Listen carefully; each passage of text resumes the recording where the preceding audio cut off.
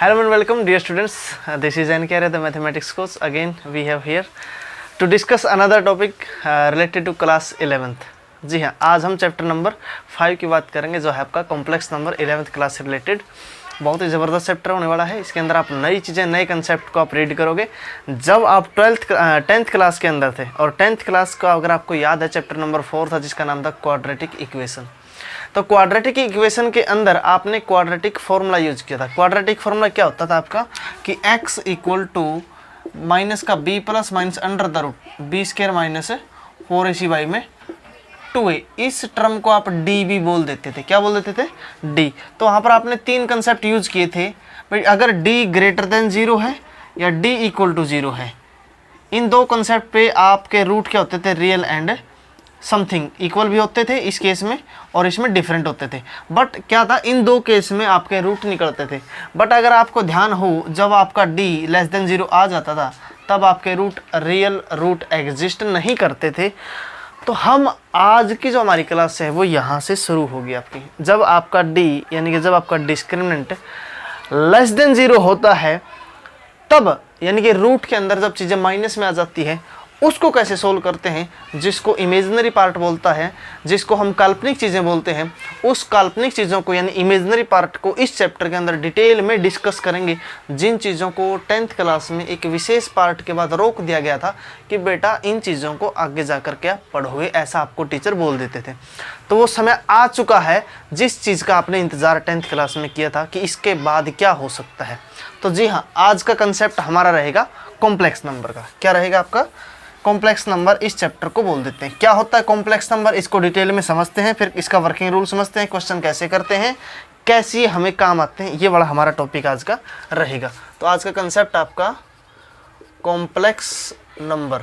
उससे पहले आपको नंबर सिस्टम के बारे में जानकारी होनी चाहिए और आपको होगी भी, क्योंकि अगर आप 11th क्लास में आए हैं तो बेसिकली आपको इन सब चीज़ों के बारे में पता होगा।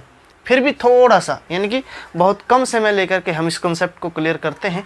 फटाफट रीड करते हैं, एक बार मेमोराइज करते हैं, रियलाइज़ करते हैं पुराने पैटर्न को एक बार दोबारा से। जिन जिन चीज़ों का आपको पता है, कुछ बच्चों को पता होता है और कुछ बच्चों को पता नहीं होता या स्किप हो जाता, तो उनके लिए ही ये चीज़ें हैं। ज़्यादा बोर आपको नहीं करेंगे, लंबा टाइम आपका नहीं चलेगा। तो नंबर सिस्टम में सबसे पहले क्या आता है आपका?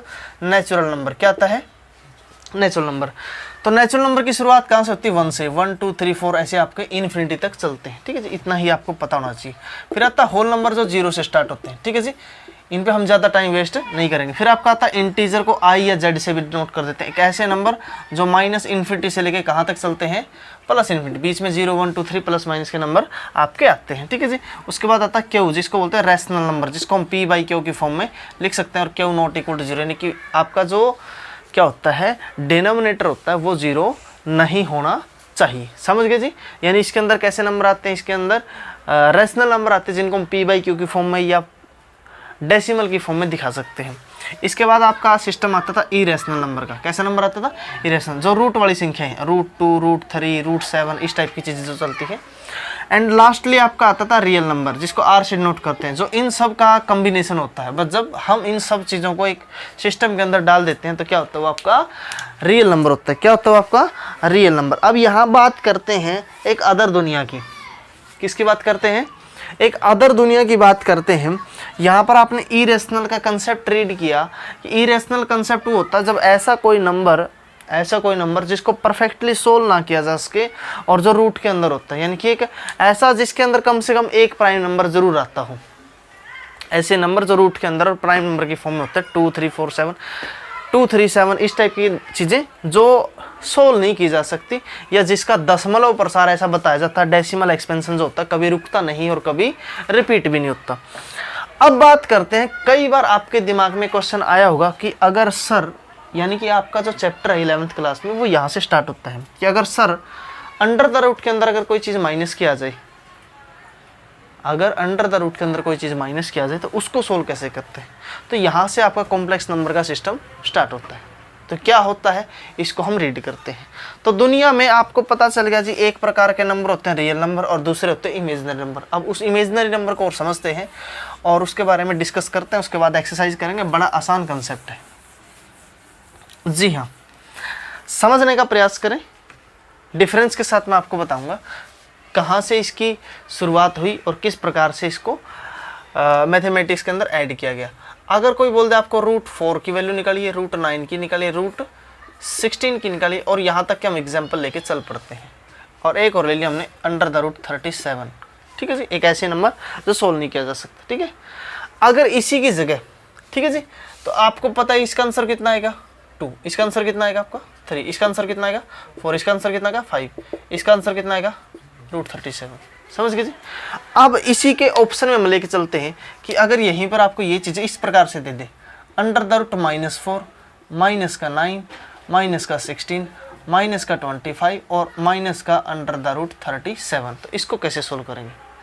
तो ये एक बहुत बड़ी पहेली बन गई थी जब फर्स्ट टाइम इस प्रकार का क्वेश्चन मैथमेटिक्स की सभाओं में, जैसे आप कोई मॉडल बनाते हैं साइंस का या कोई कंपटीशन होता है जहाँ पर नई नई चीज़ों को डिस्कस किया जाता है। जैसे हमारा एजुकेशन सिस्टम हर साल डेवलप होता जाता है, कुछ नई चीज़ें ऐड की जाती हैं हमारी एजुकेशन सिस्टम के अंदर। न सिर्फ हमारे एजुकेशन सिस्टम में, ऑल द वर्ल्ड के अंदर ये चीज़ें होती है कि नई नई तकनीकें, नई नई चीज़। देखो आप अभी आप ऑनलाइन पढ़ते हैं, और एक समय ऐसा था 50 साल पहले, 60 साल पहले, 70 साल पहले इतने स्कूल नहीं होते थे कि लोग पढ़ ही नहीं पाते थे। यानी कि आप तो ऑनलाइन रीडिंग करते हैं, लोग ऑफलाइन भी नहीं पढ़ पाते, स्कूल भी इतने नहीं थे। तो डेवलपमेंट है, फिर आप स्कूल बने, स्कूल से फिर और ज़्यादा चेंजेस आए। अभी आप मोबाइल से ही पढ़ सकते हैं, स्क्रीन आ गई है, आप टीचर आपको जानता भी नहीं है, और फिर भी आप ऐसे ऐसे टीचर से पढ़ पाते हैं जिन टीचर ने आपने शायद लाइफ में कभी आपने देखा ही नहीं हो। तो ये डेवलपमेंट आपका चेंजेस आता रहता है। तो वैसे ही जब मैथमेटिक्स के अंदर नए नए कंसेप्ट, गूढ़ रहस्य आते रहते हैं, तो किसी ने क्वेश्चन किया उसमें भाई, जब इरेशनल नंबर का कंसेप्ट आया कि ऐसे ऐसे रूट के अंदर है, तो इरेशनल को सोल्व किया कैसे जा सकता है। तो किसी ने बताया कि इस प्रकार से इसकी इतनी पावर होती है, इतनी पावर से कट जाती है। जैसे आपको रूट का पता है कि इसकी पावर 1/2 होती है, तो 1/2 हमेशा स्क्वायर से ही कटता है। कोई बच्चा क्वेश्चन करे नहीं कि यहाँ 2 × 2 लिख के ही क्यों रूट कैंसिल होता है, क्योंकि भाई वो क्या बनता है, 2 का स्क्वायर बनता है और इसकी पावर 1/2 है, तो 2 और 1/2 कैंसिल आउट हो जाते हैं। वैसे ही क्यूब रूट में 3 पावर होनी चाहिए, 4 होनी चाहिए, इस टाइप से चलता रहता है, 4, 5, 6, 7। तो रूट का कंसेप्ट ऐसे सोल्व होता है। तो किसी बच्चे ने या किसी भी मैथमेटिशियन ने शायद उस सभा में क्वेश्चन किया गया एक नए कंसेप्ट को लेकर के आने के लिए, ठीक है जी, कि अगर रूट के अंदर चीज़ें माइनस में दे दी जाए, उनको कैसे सोल्व किया जाएगा। तो ये एक बड़ा मुश्किल कंसेप्ट था। खैर अब तो हम 1 सेकंड की इसका पता लगा लेते हैं। आप मेरी वीडियो देख रहे हैं किसी और टीचर की, किसी अदर इंस्टीट्यूट की, या कोई मैथमेटिक्स पढ़ लिया आपने, कहीं से भी आपको इन चीज़ों का पता चल जाएगा। बट ये चीज़ें शायद इतनी आसान नहीं थी उस समय के दौरान जब ये चीज़ें ईजाद की गई थी, जब इनकी खोज की गई थी, जब इन नंबर सिस्टम को इस प्रकार से सोल्व करना सीखा गया था। तो बड़े मुश्किल कंसेप्ट होते हैं। जैसे आज आप फटाफट बता देते हो कि एटम क्या होता है, स्मॉलेस्ट पार्ट होता है, उसके अंदर इलेक्ट्रॉन, प्रोटॉन, न्यूट्रॉन वगैरह कंसेप्ट होते हैं। लेकिन जब आपने +1 में केमिस्ट्री में आप जाते हैं, या फिर आपने 9th में 10th में केमिस्ट्री वगैरह का सिस्टम पढ़ा, तो वहाँ पर किसी ने बोल दिया कि जो एटम का साइज होता है वो इस प्रकार से होता है, उसके अंदर इलेक्ट्रॉन ऐसे होते हैं, घूमते रहते हैं वैसे। तो पता नहीं कितनी थ्योरीज बनती रही और लास्ट में जाकर के कहीं ना कहीं एक कंक्लूजन निकलता है। तो सिमिलरली हर सब्जेक्ट में, हर एक चीज़ों में इसी प्रकार का सिस्टम चलता रहता है। यानी कि इसके ऊपर भी बहुत सारे डिस्कस हुए और फिर लास्ट में जाकर के कंक्लूजन निकला, इसका फॉर्मूला कैसे बन सकता है, इन चीज़ों को सोल्व कैसे किया जा सकता है जो √- में होती है। तो यहाँ पर एक चीज़ें देखी गई कि √- वाले हर सिस्टम के अंदर एक चीज़ कॉमन है। क्या चीज़ कॉमन है? माइनस का साइन। क्या कॉमन है? आप सब बोलोगे सर ये ऐसी कैसी बात करते जब माइनस की बात करें, तो इन सब के अंदर -1 कॉमन है। तो किसी ने ऐसा पेशकश की कि यहाँ पर एक्चुअल प्रॉब्लम क्या है, यहाँ पर एक्चुअल प्रॉब्लम माइनस की। क्यों? क्योंकि बिना माइनस के तो हम सोल्व कर सकते हैं, बिना माइनस के तो हम सोल्व कर सकते हैं। जैसे आपको पता है कि अगर कोई चीज़ √- में 6 है, इसको हम क्या लिख सकते हैं, √2 × 3, और फिर हम इनको अलग अलग कर सकते हैं। बोलो बात समझ आई है? तो यहाँ पर इसी कंसेप्ट का प्रयोग किया गया, इसी कंसेप्ट का प्रयोग किया। इसको पहले इसमें तोड़ा, फिर इससे इसमें तोड़ा, ठीक है। तो यानी इसमें इसको क्या किया, -1 अलग कर दिया और 4 अलग कर दिया, -1 अलग कर दिया और √9 अलग कर दिया, -1 अलग कर दिया, √16 अलग कर दिया, -1 अलग कर दिया, √25 अलग कर दिया, -1 अलग कर दिया, √37 अलग कर दिया गया। बोलो बात समझ आई है? अब आपको पता है कि इनके तो आंसर आपको पता है, इनके तो आंसर आपको पता है। इसका आंसर कितना है 2, इसका आंसर 3, इसका आंसर 4, इसका 5 और इसका √37। अब हमारे पास एक कॉमन समस्या है, कैसी समस्या? ये कॉमन समस्या, एक ऐसी समस्या जिसका डायरेक्टली समाधान नहीं किया जा सकता था। तो इसको बहुत बार इसको डिस्कस किया गया और बहुत बार डिस्कस करने के बाद ऐसा कंक्लूजन निकाला गया कि अंडर द रूट जो माइनस नंबर है इसको आसानी से सोल्व नहीं किया जा सकता। ये कोई एक रियल पार्ट नहीं है, ये एक काल्पनिक पार्ट है। और जब कोई चीज़ की हम कल्पना की बात करते हैं तो उसको इंग्लिश में बोलते हैं इमेजिनेशन। ये एक इमेजिनेशन का पार्ट है। तो इसको हमेशा के लिए कैसा नंबर डाल दिया? अंडर द रूट माइनस 1 क्या कर दिया? Imaginary number. क्या बोल दिया इसको? Imaginary number. Under the root क्या हो गया आपका? इमेजिनरी नंबर हो गया। इमेजिनरी का आई उठा लिया इसको डिनोट करने के लिए, क्योंकि बार बार हम इमेजिनरी नंबर नहीं लिख सकते। तो अंडर द रूट माइनस 1 की जगह क्या लिखना शुरू कर दिया हमने? आई। इसकी जगह क्या लिख दिया? आई आई आई और आई। और आई किसको डिनोट करता है? आयोटा को। किसको डिनोट करता है? आयोटा। आई का मतलब आयोटा। तो अंडर द रूट जो -1 है, अब समझिए कंसेप्ट क्या है। आपको एक नई चीज़ यहाँ पता चलती है, जब भी अंडर द रूट में कोई माइनस की चीज़ें होती हैं तो उसमें -1 को अलग कर देते हैं हम, और उस -1 की जगह क्या लगा देते हैं? आयोटा। फिर जो बचता है अगर वो सोल्व करने लायक है तो उसको सोल्व कर देंगे, अगर वो सोल्व करने लायक नहीं तो उसको एज इट इज़ हम छोड़ देते हैं। बोलो बात समझ में आई है? कोई दिक्कत वाली बात है? नहीं है। ठीक है, तो हमने क्या कर दिया जी, अब दुनिया 2 पार्ट में टूट चुकी थी। किस पार्ट में? एक रियली पार्ट और एक कैसा पार्ट?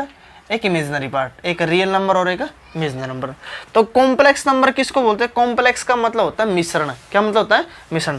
जब हम रियल पार्ट और इमेजिनरी पार्ट को मिक्स कर देते हैं, यानी कि प्लस या माइनस की फॉर्म में लिख देते हैं, तो कैसा नंबर बन जाता है? Complex number. कॉम्प्लेक्स नंबर को सी या जेड से डिनोट करते हैं। कैसे? Z equal to real part को हमने लिख दिया जी ए। अब एक बात बताइए, आयोटा को छोड़ करके बाकी सारा पार्ट भी तो क्या होता है? रियल पार्ट होता है। कैसा होता है? Real part. जब रियल नंबर के साथ हम आयोटा लगा देते हैं तब जाकर के वो क्या बन जाता है? आपका इमेजिनरी नंबर। यानी कि सेकंड प्लस में क्या लिख दिया हमने? बी रियल पार्ट, और उसके साथ क्या लगा दिया? आयोटा। तो एक किसी भी कॉम्प्लेक्स नंबर की रिप्रेजेंटेशन आपकी तैयार होती है। तो कोई भी कॉम्प्लेक्स नंबर आपका क्या होता है? ए प्लस बी आयोटा, या इसको आप आगे भी लिख सकते हैं ए प्लस आयोटा बी, यानी इस फॉर्म में इसको दिखाया जा सकता है। बोलो बात समझ आई है? कोई दिक्कत वाली बात नहीं है। तो यहाँ से आपका कॉम्प्लेक्स नंबर की शुरुआत होती है। तो कॉम्प्लेक्स नंबर आपको समझ में आ गया, आयोटा समझ में आ गया। अभी कुछ छोटे से कंसेप्ट और देखते हैं कि आयोटा को किस लेवल तक सोल्व किया जा सकता है। आयोटा को किस लेवल तक सोल्व किया जा सकता है। अगर आयोटा की फॉर्म में कोई माइनस की फॉर्म में आता है तो हम उसको कैसे सोल्व करते हैं। उसके बाद फटाफट 1 मिनट के बाद हम एक्सरसाइज के ऊपर आते हैं, यानी कि बिना किसी कंसेप्ट को, किसी भी कंसेप्ट को बिना एक्सरसाइज किए, बिना प्रैक्टिस किए समझना, फिर हम भूल जाते हैं कुछ समय के बाद। ठीक है, तो हम फटाफट ये कंसेप्ट रीड किया हमने, इस कंसेप्ट को फिर अप्लाई करेंगे, कुछ क्वेश्चन करेंगे, क्वेश्चन के बाद सोल्व करना सीखेंगे। ठीक है जी। तो जब आपको पता है कि आयोटा की वैल्यू किसके बाद बराबर आ गई? अंडर द रूट -1 की, तो किसी ने इसका स्क्वायर कर दिया जी, आयोटा का स्क्वायर। तो कितना बनेगा? स्क्वायर करते रूट कैंसिल होगा, आयोटा स्क्वायर किसके बराबर होगा? -1। यानी जहां पर भी आयोटा स्क्वायर आएगा तो उसकी जगह हम क्या लिख सकते हैं? -1। जब आयोटा क्यूब आता है तो आयोटा क्यूब को हम आयोटा स्क्वायर इंटू आयोटा लिख सकते हैं, और आयोटा स्क्वायर की वैल्यू होती है -1, यानी कि आपका आयोटा क्यूब किसके बराबर बन गया? माइनस आयोटा के बराबर। बोलो बात समझ में आई है? ठीक है, तो उसके बाद आता है आयोटा की 4। आयोटा की 4 का मतलब होता है आयोटा स्क्वायर का स्क्वायर, आयोटा स्क्वायर का मतलब -1 का स्क्वायर, तो क्या होगा ये? +1। तो यहाँ पर आपके 4 रिजल्ट आते हैं जी, कि आयोटा बराबर होता है अंडर द रूट -1 की जगह यूज होगा, आयोटा स्क्वायर की जगह हम -1 लिख सकते हैं, आयोटा क्यूब की जगह माइनस आयोटा, और आयोटा की 4 की जगह +1। आप बोलोगे सर अगर बाई चांस आयोटा की 5 आई तो उसको क्या लिखेंगे? उसको लिखेंगे आयोटा की 4 इंटू आयोटा, यानी ये किसके बराबर? 1 के बराबर। तो वापस क्या बन जाएगा आपका? 8। तो आपका ये क्वेश्चन वहीं से शुरुआत हो जाएगी। आयोटा की 6 अगर आप लिखते हो तो क्या बनेगा? ये आयोटा की 6, आयोटा की 4 इंटू आयोटा स्क्वायर, ये 1 के बराबर है तो क्या बनेगा? Iota square. आयोटा स्क्वायर किसके बराबर? -1 के। उसके बाद तो क्या शुरू हो जाती है? आपकी रिपीटेशन शुरू हो जाती है। तो ये 4 कंसेप्ट आपके पास आते हैं। आयोटा क्या होता है, आयोटा की वैल्यू, आयोटा स्क्वायर की वैल्यू, आयोटा क्यूब की वैल्यू, आयोटा की 4 की वैल्यू, और इसका प्रयोग हम डायरेक्टली क्वेश्चंस में करेंगे। तो एक बार यहाँ से शुरुआत करते हैं जी। जब भी किसी नंबर को हमें लिखना है कॉम्प्लेक्स नंबर की फॉर्म में, मान लीजिए कोई क्वेश्चन आपका आ जाता है और उसमें से वो आपको कॉम्प्लेक्स नंबर की फॉर्म में लिखना है, तो कॉम्प्लेक्स नंबर की फॉर्म का मतलब होता है उसके अंदर रियल और इमेजिनरी पार्ट दोनों आपको दिखाने ही दिखाने हैं, यानी रिप्रेजेंटेशन उनकी करनी ही करनी है। बाई चांस मान लीजिए दोनों में से कोई एक पार्ट मिस हो जाता है, यानी किसी क्वेश्चन को सोल्व करने के बाद आपके पास ये आंसर आएगा 3 आइटा और इसको कॉम्प्लेक्स नंबर की फॉर्म में दिखाना है, तो इसमें रियल पार्ट मिस है तो आप लिखोगे 0 प्लस में 3 आइटा, ये आपका रियल पार्ट होगा और ये कैसा होगा, इमेजिनरी। मान लीजिए किसी क्वेश्चन को सोल्व करने के बाद आपके पास आएगा 7 और आपको दिखाना कॉम्प्लेक्स नंबर में, तो आप इसको कैसे दिखा सकते हैं, 7 प्लस में 0 आइटा, यानी कि अगर जिसकी मिसिंग होती है तो उसको ही हम लिख सकते हैं। बोलो बात समझ में आई है, कोई दिक्कत वाली बात नहीं है। तो देखो एक बार क्वेश्चन करते हैं, ठीक है। अच्छा एक बात का और ध्यान रखें बेटा कि जैसा कि आपको हर चैप्टर के अंदर बताया जाता है कि मैथमेटिक्स के अंदर 4 ऑपरेशन होते हैं। कितने ऑपरेशन होते हैं, 4, प्लस माइनस मल्टीप्लाई और डिवाइड। तो किसी भी कॉम्प्लेक्स नंबर को जैसे आपको पता है कि जब हम ऑपरेशन लगाते तो सेम चीज़ों के ऊपर अप्लाई किया जा सकता है, यानी रियल टर्म को रियल टर्म के साथ अप्लाई करेंगे, इमेजिनरी टर्म को इमेजिनरी के साथ। इस बात का विशेष ध्यान आप रखें, ठीक है जी। विशेष ध्यान कैसे रखेंगे आप कि अगर आपको प्लस माइनस करना तो रियल को रियल के साथ प्लस माइनस करोगे, आइटा को आइटा के साथ, समझ गए ना। वैसे ही मल्टीप्लाई और डिवाइड करते हैं इसको, ठीक है। ये वाला कंसेप्ट आपका चलता है। तो एक बार एक क्वेश्चन लेके चलते हैं ताकि आपको समझ में आए कंसेप्ट। फर्स्ट क्वेश्चन बोलो क्या दे दिया एक बार, माइनस के 3y में 5 इंटू में आइटा है क्या, ऐसा कुछ है। तो इसको देखो जी ये डिवाइड में कट जाएगा आपका, तो कितना बनेगा माइनस का 3 और आइटा के साथ गुणा कर दी, कितना बन गया आइटा स्क्वायर। और आइटा स्क्वायर की वैल्यू अभी आपको पता कितनी है, -1। आप यहाँ ब्रैकेट में लिख सकते हैं कि आइटा स्क्वायर की जगह क्या लिखेंगे हम, -1। तो आंसर आ गया आपका 3, बट आपको क्या दिखाना है, कॉम्प्लेक्स नंबर। तो क्या लिखोगे 3 प्लस 0 आइटा। बोलो बात समझ में आई है, कोई दिक्कत है नहीं है। नेक्स्ट क्वेश्चन देखते हैं, ठीक है। सेकंड क्वेश्चन, आइटा की पावर 9 प्लस आइटा 19, ठीक है। इसको सोल्व करना है, ठीक है। कितनी भी पावर दे दे आप इस पावर को वहां तक लेके जाएंगे जिसको सिंप्लीफाई सोल्व किया जा सकता है। जैसे आइटा के कंसेप्ट में एक तो आइटा स्क्वायर की जगह -1 लिख सकते हैं, ठीक है जी, आसान है। एक आइटा की 4 की जगह 1 लिख सकते हैं। -1 में फिर भी थोड़ी समस्या हो सकती है, 1 में कोई समस्या नहीं होगी। तो जब भी आपको कोई क्वेश्चन दिया जाता है तो आप मैक्सिमम कोशिश करें कि आप आइटा की पावर 4 में लेके आए, ठीक है ना, आइटा की पावर 4 में लेके आए। तो इसको हम क्या कर सकते हैं, ये 9 पावर है तो आइटा की पावर 4 इंटू आइटा की पावर 4 इंटू में आइटा की पावर 1 ऐसा लिख सकते हैं 9 को, क्योंकि देखो मल्टीप्लाई में होगा तो पावर ऐड हो जाएगी। ये है, देखो जी ये आपको समझाने के लिए किया हमने। तो इसका मतलब क्या होता है, इसका मतलब ये होता है जब हम इसको ऐसा लिख सकते हैं आइटा की 4 का स्क्वायर इंटू में आइटा, ऐसा लिख सकते हैं इसको, ठीक है। और प्लस में 19 है, 19 को क्या लिख सकते हैं 4 की पावर में 4 की पावर 4 16 बनेगा ये, और कितनी बच गई 3 बच गई, समझ गए ना। तो इसलिए मैंने ऐसा लिख दिया। तो आइटा की पावर 4 की जगह हम क्या लिख सकते हैं 1, तो 1 का स्क्वायर इंटू में आइटा, प्लस में 1 की पावर 4 इंटू में आइटा क्यूब की जगह क्या लिख सकते हैं माइनस आइटा। अभी बताया आपको, अभी बताया ना, इसकी वैल्यू क्या होगी ये होगी। तो 1 का स्क्वायर 1 इंटू आइटा करो तो आइटा बचेगा, ठीक है। ये 1 बन गया, 1 की माइनस आइटा से गुणा कर दो माइनस का आइटा, तो आंसर कितना है 0। कॉम्प्लेक्स नंबर फॉर्म में लिखना तो 0 प्लस में 0 आइटा। बोलो बात समझ में आई है। तो इस प्रकार से हम क्वेश्चन सोल्व कर सकते हैं। नेक्स्ट की बात करते हैं। नेक्स्ट क्वेश्चन की स्टेटमेंट बोलो क्या है, आइटा ओके। यानी कि अब क्या था, देखो इस क्वेश्चन में आपको एक और नई चीज देखने को मिलेगी बड़ी जबरदस्त। ये क्वेश्चन आपको दे दिया आइटा की पावर -13। देखो जी हम पहले से एक वो आपने कहावत सुनी ना, हम पहले से समस्या में थे √-1, उसको तो हमने मुश्किल से निमेटा था। फिर ये क्या दे दी, आइटा की पावर माइनस में दे दी। वो कहावत नहीं सुनी आपने देसी, भाई आज ही गंजा हुआ था आज ही ओले पड़ गए, समझ गए ना। तो अभी तो क्या सीखा हमने, √-1 को सोल्व करना सीखा। अभी क्या कर दिया आइटा की पावर माइनस में दे दी। बट जैसे कि आपको बताया कि हर प्रॉब्लम का सॉल्यूशन होता है, इसका भी सॉल्यूशन है। भाई पावर माइनस में दी है तो प्लस में कर देंगे, अपना क्या जाता है। तो क्या करेंगे, इसको 1 की फॉर्म में ले आएंगे, 1 आइटा की पावर 39, 1 आइटा की पावर 39।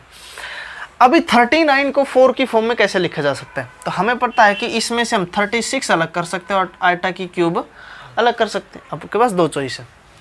एक चॉइस है ये 39 है 39 है, एक आइटा से नीचे मल्टीप्लाई, एक आइटा से ऊपर तो नीचे 40 बन जाएगी, वो भी आसान है। यानी इसको क्या कर सकते हैं हम, 1 आइटा की पावर 39 है। आयटा से ऊपर मल्टीप्लाई और आयटा से नीचे, ऊपर बन गया आयटा, नीचे बन गया आयटा की पावर 40। अब इसको और भी आसानी से सोल्व किया जा सकता है, आयटा की पावर 4 इंटू में 10, बोलो कोई दिक्कत है, हो गया 40। अब ये कितना बन गया 1, 1 की पावर 10 करोगे तो 1, तो क्या बच गया आयटा बाई में 1, यानी आंसर कितना गया आयटा। बट आपको लिखना कॉम्प्लेक्स नंबर की फॉर्म में, तो इसमें रियल नंबर मिसिंग है तो 0 प्लस आयटा इसको कर देंगे, आपका ये लास्ट आंसर होगा। यानी कोई भी प्रॉब्लम बड़ी नहीं होती, बस आपको उस प्रॉब्लम का सोल्यूशन ढूंढना है, समझ गए ना। फर्स्ट स्टेप जैसे आप करोगे तो आपका क्वेश्चन आगे सोल्व हो जाएगा। नेक्स्ट की बात करते हैं।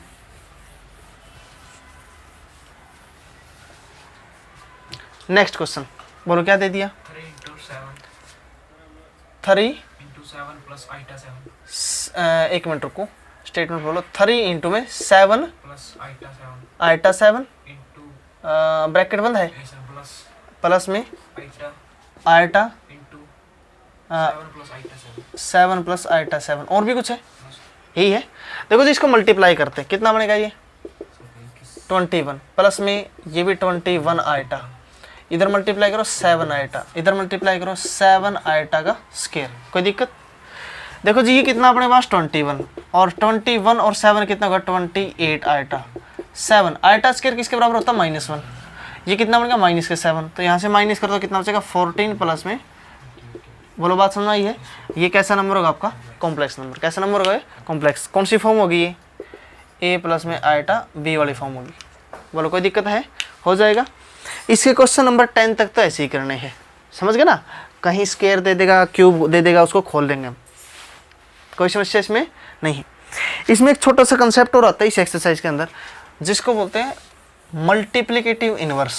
क्या बोलते हैं इसको, देखो जी 2 प्रकार का इनवर्स होता है आपका, ठीक है। इनवर्स कंसेप्ट को समझे, एक होता है एडिटिव इनवर्स, एडिटिव इनवर्स, और एक होता है आपका मल्टीप्लिकेटिव इनवर्स, समझ गए। एडिटिव इनवर्स का मतलब होता है कि ऐसा नंबर जिसको ऐड करने से वो सिस्टम 0 बन जाए। मल्टीप्लिकेटिव इनवर्स एक ऐसा नंबर जिसको मल्टीप्लाई करने से वो 1 बन जाए, ठीक है। भाई किसी भी नंबर को 0 बनाना है तो उसका नेगेटिव उसके अंदर ऐड कर दीजिए। जैसे मान लीजिए आपके पास कितना है 5, इसमें कितना जोड़े कि 0 बने, इसमें जोड़ना पड़ेगा हमें -5, समझ गए। अगर कोई नंबर है -10, इसमें कितना जोड़े कि 0 बन जाए, इसका उल्टा, यानी कि -10 का माइनस करो तो कितना बनेगा +10, बोलो बात समझ आई है। यानी कि एडिटिव इनवर्स का मतलब होता है अगर आपके पास कोई कॉम्प्लेक्स नंबर है 3 प्लस में 4 आइटा, 3 प्लस में 4 आइटा, 3 प्लस में 4 आइटा, तो इसका एडिटिव इनवर्स क्या होगा, इसके साथ माइनस का निशान लगा देंगे। यानी कि एडिटिव इनवर्स ऑफ z क्या लिखेंगे, एडिटिव इनवर्स ऑफ z क्या लिखेंगे, माइनस का z, माइनस का 3 प्लस 4 आइटा, यानी इसको सोल्व करें -3 और माइनस का 4 आइटा, ठीक है। ये किसका काम करेगा, एडिटिव इनवर्स का। अगर कोई नंबर पहले से माइनस का तो उसको क्या कर देंगे, प्लस का, अपोजिट कर देंगे। मल्टीप्लिकेटिव इनवर्स का मतलब होता है अगर किसी z का मल्टीप्लिकेटिव इनवर्स निकालना है, मल्टीप्लिकेटिव ऑफ z क्या बनेगा 1/z, भाई उसको उल्टे से मल्टीप्लाई कर दो, उसको क्या कर देंगे, उसको उल्टे से मल्टीप्लाई। बट यहाँ एक ट्विस्ट आता है, ट्विस्ट क्या आता है समझने वाली चीज़, 1/, की फॉर्म लिख देंगे, क्वेश्चन यहाँ सोल्व हो जाता है। बट यहाँ आपको एक चीज़ सिखाई जाती है, किसी भी अंडर द रूट वाली इरेशनल नंबर और कॉम्प्लेक्स नंबर को फ्रैक्शन के अंदर नहीं छोड़ते हैं, यानी वहाँ पर आपका क्वेश्चन समाप्त नहीं होता है। तो क्या करना पड़ता है उसके लिए, रैशनलाइजेशन। जैसे इरेशनल नंबर का आप 9th और 10th में करते थे, वैसे ही कॉम्प्लेक्स नंबर का यहाँ भी करो, ठीक है जी। तो कैसे, मान लीजिए आपको एक क्वेश्चन दे दिया z = 7 प्लस में 3 आइटा, इसका क्या निकालना अपने को, मल्टीप्लिकेटिव इनवर्स। तो लिखेंगे ना मल्टीप्लिकेटिव इनवर्स ऑफ z क्या बनेगा 1/z, तो आंसर कितना गया 1/7 प्लस में 3 आइटा।